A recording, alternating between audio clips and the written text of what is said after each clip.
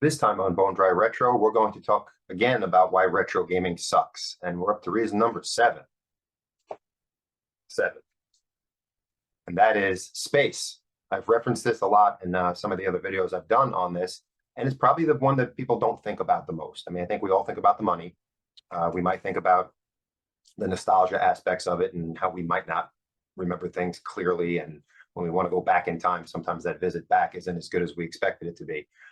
But a lot of people, I think, forget about this idea of space because you're going to need a lot of it if you want to collect as a purist. And again, these videos are all about the argument of purism in retro gaming and the fact that if you go in a retro game, you want the original hardware and the original games on original TVs designed for those games. And that's where things start to get a little bit tricky. If you have a retro gaming like device, sort of like emulation, maybe a Raspberry Pi or any of the other things that have come out, even a Steam Deck, you can use existing screens, either the screen that comes with the unit or your TV that you have in your living room or den or bedroom, or wherever it is that you game, basement. If you're going to do this as a purist and you want to go back to, say, pre-PlayStation 2, which I think is about the cutoff, that generation would be the cutoff for where LCD, LED, plasma TVs work. And anything before that, you're going to need the CRT TV. Playing a PlayStation 1 on a TV of today is a mixed bag. I think you could stretch it back that far if you really, really wanted to.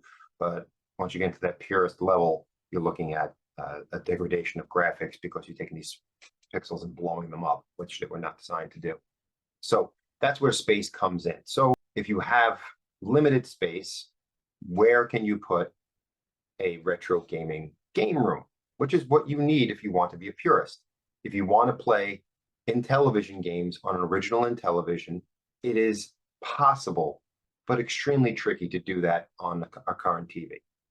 Whereas getting an old CRT TV, it'll work perfectly. You just need space for it. To dedicate a room to gaming isn't always an easy sell. And even if the partner understands the hobby, if I want to take space, my wife has to get that same space back, at least to be fair. Think about how big a CRT TV is. A decent CRT TV, let's say a 27-inch was a pretty standard size. 27-inch is going to be about 22 inches by 22 inches by 22 inches, which doesn't sound like a lot, but it's also extremely heavy. It needs a stand that's going to be able to support it. So the stand's going to take up space too. So you have that space. Now, where are you going to put that? It's not as simple as it sounds. And then you have the systems. They are not big. Most of them at least aren't. I mean, our systems today, the PlayStation 5 is absolutely tremendous and takes up as much space as an old Intellivision did back in the day, or ColecoVision. Those were considered fairly big. And they only sat the one way, the horizontal way. But you're going to have multiples of these. So let's say you're going to collect for the NES, which isn't exactly big, but it's not small. The Super NES, which is a little smaller. You want a 3DO. You want to get, if you're lucky enough, get a Jaguar or maybe a Neo Geo AES. Now you're getting more and more space. And you think that's where it stops. And unfortunately, it doesn't. Because once you've got that, now here comes the big one. And this is where I find the debate about digital versus disc games interesting, because one thing that's not brought up very often is space, storage space. Now, discs, you can get a binder and you can put all your discs in there, but most collectors and most true purist gamers, and I put that in quotation marks because I don't think it's fair to really call somebody a true this or that based on one or two factors, but most of them want to keep the cases and the games. But if you're going to start getting into, if you look over my shoulder here, you've got that red box. That's an Intellivision game in a box, and that is almost the size of a novel. Figure 30 of those. You want to collect for that console, or if you're going to go back and collect, say, Super Nintendo, they came in a similar size box. Consider you're going to have 100 games.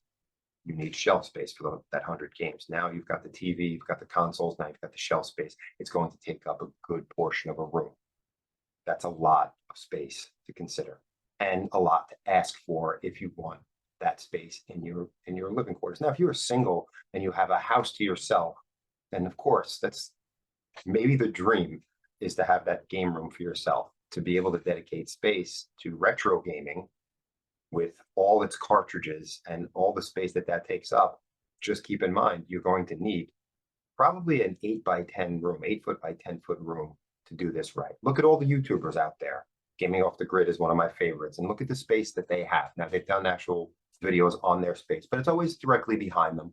And I know that YouTube sometimes, we use different camera angles and other things that can belie how big the space is, but it's still a decent amount of space. The space that I'm in right now is my home office that I sort of kind of finagled my wife into letting me keep. And I've put most of my game stuff in here for now because I'm making it a multi-purpose space. If I decided that I wanted to take over another bit of space, I mean, I have a spare room that's got a TV and my PlayStation 5 and Xbox One, but I've offered that space as an office space for my wife. So I feel, at least I feel like I've done the right thing. You might want to ask her about that to see what she says. I'm sure she would love to turn this room into a closet and that room would make my office and the game space, so to speak. And for some reason, now that I've said that, I think that's my future. And probably more than fair. Forget about my wife. Who I should really ask about this is the most important person in my life. Well, not really a person. Here's Oscar the dog's take on this whole thing.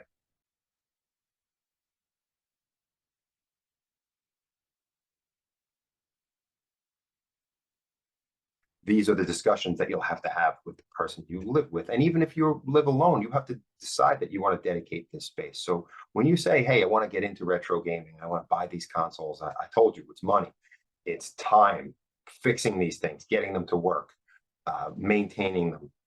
It's space.